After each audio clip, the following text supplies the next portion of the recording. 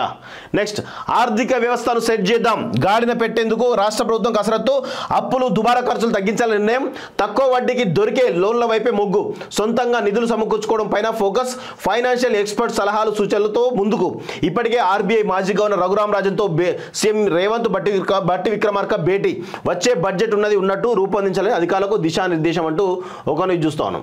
So రాష్ట్ర ఆర్థిక వ్యవస్థను గాడిన పెట్టేందుకు ప్రభుత్వం కసరత్తు మొదలుపెట్టింది. గత బీఆర్ఎస్ ప్రభుత్వం ఎడపెడ అప్పులు చేయడంతో నెలవారీ కిస్తీలు వడ్డీల చెల్లింపులతో కొత్త సర్కారుపై భారం పెరిగింది. ఖజానాలో అంతంత మాత్రమే నిధులు ఉండడంతో ఉద్యోగులకు జీతాలు, సంక్షేమ పథకాల అమలు, ప్రాజెక్టుల నిర్మాణం తదితర పనులు చేపట్టేందుకు ఇబ్బందులు పడాల్సి వస్తోంది. దీంతో నిధుల సర్దుబాటు చేసుకోవడంతో పాటు ప్రజల సంక్షేమంపై దృష్టి సారించేందుకు కాంగ్రెస్ సర్కారు ప్రణాళికలు సిద్ధం చేసుకున్నది.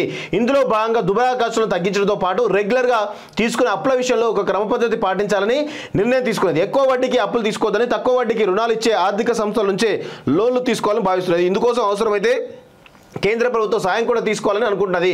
మరోవైపు భారీగా పేరుకుపోయిన పెండింగ్ బిల్లును క్లియర్ చేస్తూనే ఎక్కువ భారం లేకుండా కొత్త పనులు మొదలుపెట్టేందుకు ప్లాన్ చేస్తున్నది.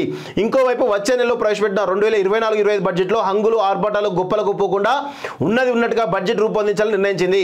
ముఖ్యమైన పథకాలకు ఎప్పటికప్పుడు నిధులు విడుదల చేయాలని భావిస్తున్నది.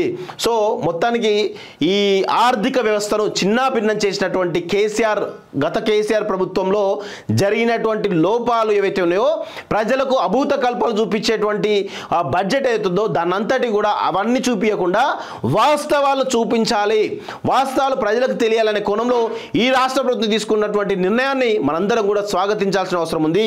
ఖచ్చితంగా ఎక్కడ ఆర్భాటాలు వద్దు, ఇంకా ఏదో పెద్ద అపోహలు అవసరం లేదు.